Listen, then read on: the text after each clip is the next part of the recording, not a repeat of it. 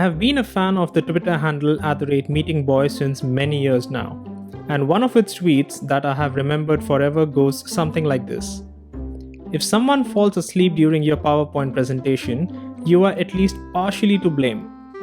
And that is true with many teams where individuals mostly engage using conventional structures like presentations and managed discussions. The problem with most of these is that the decision making is usually owned by one person while utilizing a centralized mechanism to control the content. That's where liberating structures are different and make it possible to include everyone in the decision making process, regardless of the group size, and this happens with distributed control of the content. To discuss this in more detail, I invited a good friend of mine, Rucha Kapare, who's been an advocate of liberating structures. She's the head of business analysis at Springer. She utilizes liberating structures on a job more than one would expect and has presented it at numerous conferences. So, welcome everyone as we unleash creativity. I am your host Vishal Prasad, and this is EnterpriseJoy, educating organizations to be awesome.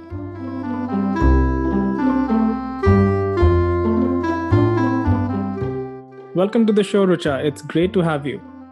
Thank you for having me on this episode, Vishal. So I understand you have probably spoken about this a gazillion times, but once more for our listeners, what are liberating structures? Well, liberating structures have a formal definition by two people, Henry and Keith. But if you look at it, it's just a set of activities which foster lively participation in groups of any size, which helps you to include and unleash everyone. So you can use them in meetings, workshops, or any kind of decision making meetings. The way they differ from conventional structures like presentations, open discussions, and brainstorming is that they're driven by everyone in a group. So they're not very controlling or constraining in nature. To give an example, I'm a business analyst and I'll run a lot of workshops. Let's say on one occasion, my workshop is being attended by heads of various departments in the organization who collectively have to solve a problem.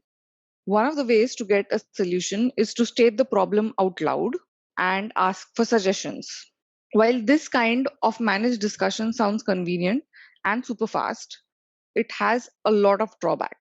First, these kind of mechanisms usually favor the person who's loudest in the room or has a lot of influence or a bigger salary. And so it restricts possibilities of new or fresh ideas coming in. Second, it's not very engaging, which is what the modern workforce wants. People really want a purpose and participation, and liberating structures exactly help us achieve this. Now, the same scenario with liberating structures would work by stating out the problem loud, but then utilizing certain microstructures that allow everyone to participate and drive towards a solution together. And that's how everyone gets engaged and you unleash everyone's creative side all at once. Cool. So I did hear the term microstructures a few times, and let me take a stab at it. These are what most people relate to when it comes to liberating structures. So most of us are aware of certain conventional structures, as you said, like presentations, open discussions, managed discussions, brainstorming. What liberating structures provide are these 33 microstructures, but these can be used by themselves or by mixing up so that we can have some active group engagement during, let's say, our workshops or meetings, right? Yep, that's right. But the microstructures alone are not everything. There are associated design elements to it. So basically, 5 design elements that guide each microstructure. You begin by making an invitation, which is usually the question that drives the activity. Then you divide the participation so everyone gets equal opportunity to participate. There's a configuration of groups and space. And finally, there's a sequence and time allocation. Okay, so by time allocation, you mean we're talking about time boxing here. And that's important to point out because that doesn't mean that you'll get to an answer when the time box expires, but it's more to take a pause, reflect, and continue if needed. And there are a few principles, or rather, if I say do's and don'ts, that guide these behaviors. So, would you mind elaborating those principles, Rocha? Having a clear purpose before we begin on anything is always an important step. It gives us a common direction to proceed and a sense of accomplishment when it's done. If this purpose is achieved by including everyone and unleashing their thoughts, it automatically gives everyone a sense of ownership and responsibility, along with the freedom to act and suggest. Experimenting by taking small steps might eventually help us achieve big results. And this not only helps in building trust on self and within teams, but it also develops a deep respect for team members and the solutions that they provide. And basically, these are the principles that we need to keep in mind. And the microstructures and design elements only allow for these principles to be put into action. So it is possible, let's say, for our listeners to create their own microstructures as long as the principles are aligned and the design elements are applied. Exactly. Okay. So let's do one thing, Rucha. We have the principles, we have the design elements. Let's deep dive into the microstructures because they are pretty much the crux of liberation. And what we'll do is let's go back and forth between the two of us and explain our top three liberating structures. So let's start with you. Which is your first favorite liberating structure? I would begin with my favorite, which is 1, 2, 4 all. Also, because it is the basis of many other structures or can be used with many other structures. It's really very easy to use and it ensures immediate participation from almost everyone. Mhm. So it's pretty straightforward. Consider you're solving a problem as a group. So you ask a question. Say, for example, for a given goal, what ideas would you suggest for making progress? Mhm. So once you've posed this question, ask people to think about it individually. Say, give them a minute or so to introspect on it. Once they've done this, you ask them to form pairs. And now within pairs, you ask them to discuss the goal that you want to achieve. So once this is done, combine the pairs to form groups of four and look for any patterns like similarities and differences. And eventually combine all groups and ask for any striking ideas that came out from each group. So this way you've ensured that everyone in the room has participated, say within a period of 10 or 12 minutes. Mhm. Also, because these suggestions are coming from people, there's a lot of ownership. So you're basically ideas to move towards a goal. That's nice. So, okay, so for me, I'll start with my number three. That's wise crowds. So wise crowds can be used for getting answer to any question for which an individual is looking for an answer to, and it looks very similar to the example that you stated earlier, but with a subtle difference. So the invitation is where an individual or a client poses a question to the crowd for which they need an answer, and the crowd can act as, let's say, consultants to provide the solutions. So the client is given 2 minutes for the question, and the consultants then get 3 minutes for any clarifications that you want.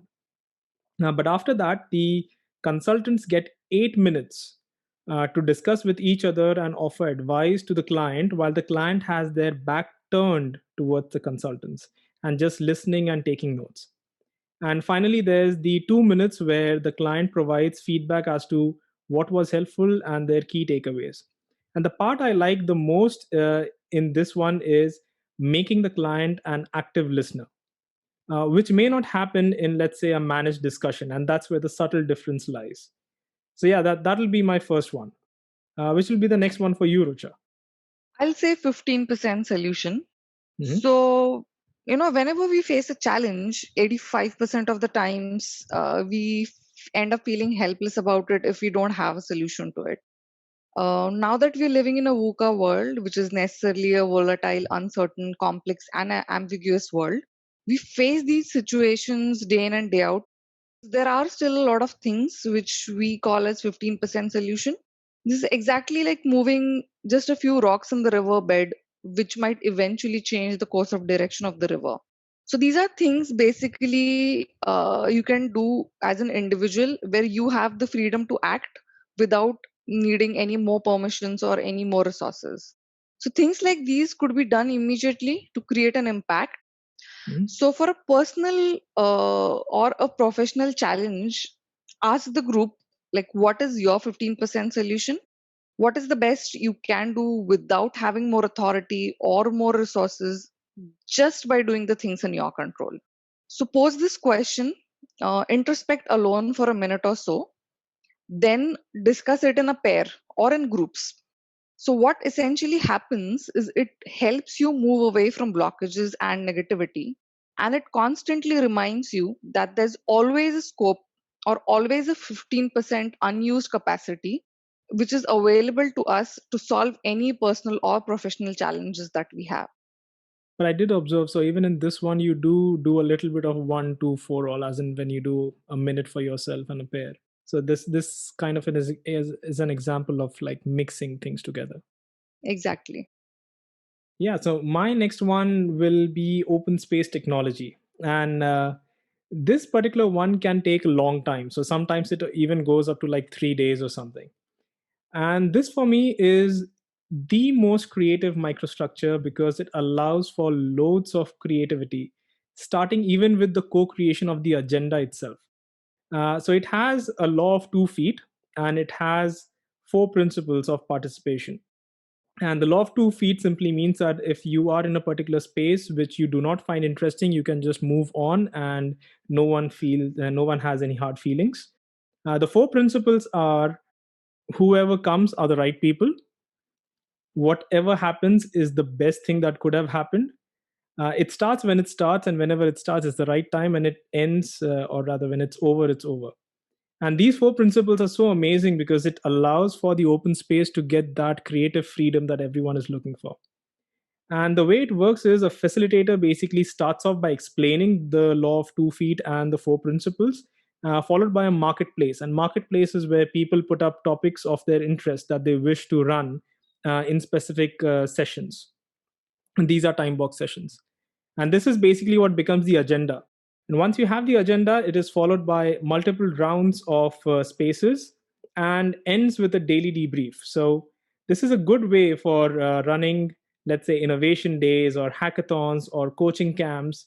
And it allows for new ideas to be explored by a diverse set of people with an aligned purpose. So, that will definitely be my second one.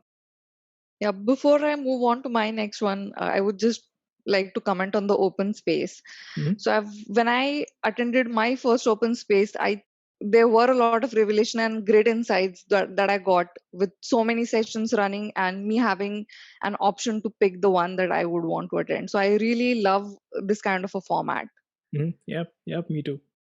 Moving on to the next one that I have, which is Troika. So Troika basically helps you get really practical advice immediately, and that too from your peers. So in a quick round robin discussion, individuals ask for help and get advice immediately. So let's imagine that we have a group of 3 people. One of them acts as a client, and the other two act as consultants. You throw a question at them, like, say, what challenges are you facing and what help do you need? Mhm. So each individual reflects on the question that is posed, and then the client, the person acting as the client, shares his or her challenge, and then the consultants ask for any clarifying questions. So, no consulting yet, just asking clarifying questions that Mhm. you have on what the client had to say. Once this happens, the client turns around with his or her back facing the consultants, and now is when the actual consulting mode begins. So the consultants start discussing any ideas or suggestions that they have for the client. Now, if you look at it, active listening is a very, very important skill, and turning around without being able to see each other's body language really helps with it. So now the client turns around and shares what was the most valuable about the experience. This exercise is then repeated for individuals in this group. So Troika basically can also be combined with 15% solution and can be used in sessions or after sessions where you need to take specific feedback from people. Yeah, so if I imagine this is very similar to wise crowds, but in this case, you have a group of three and they are pretty much helping each other. And that's where the peer aspect comes into picture. So which is good. Yeah. So the one that I like the most is TRIZ, TRIZ. And I think it kind of has a full form in Russian, but I'm not sure. The purpose of TRIZ is to answer what we must stop doing in order to make progress on our deepest purpose. And I have used this a number of times during retrospective meetings. It beautifully provides the answers that we are looking for. So it has three steps. The first one is to make a list of the most unwanted results. Let's say the list of behaviors of the worst possible team. And then you go to the second round. And the second round is to identify a subset from the first list that resembles your current state. So, for example, for a team, it will be my team doesn't feel engaged at work, which probably came from the first list of the most unwanted behavior from teams. And then you do the final round. And the final round is to identify the actions that can rectify the identified items from the second list. And each of these rounds is around 10 minutes. It can be done using a 1 to 4 all format. And the reason I love this method is because it is so simple to identify focused actions. It's very transparent to everyone, and it practically can be done in 20 to 30 minutes. A very effective technique for me. And I must say that it also generates a lot of hilarious responses from the team. It's It a does. very, very fun activity to do. Yes, it does. Yeah, so there you have it, folks. Rucha and my top three liberating structures. But there are a lot more, isn't there, Rucha?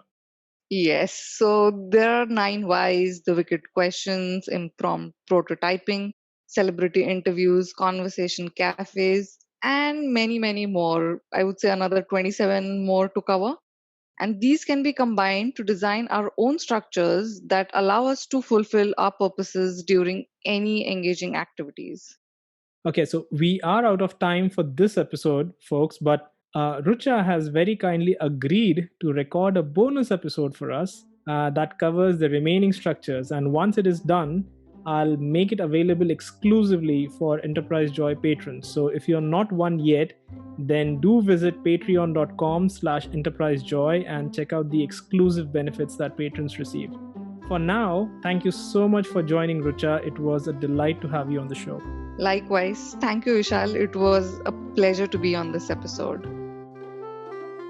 That was Rucha Kapare discussing engagement with liberating structures. I will leave a link to her profile and references from today's episode in the show description. If you found this discussion just as educational as I did, then do subscribe to Enterprise Joy wherever you listen to podcasts.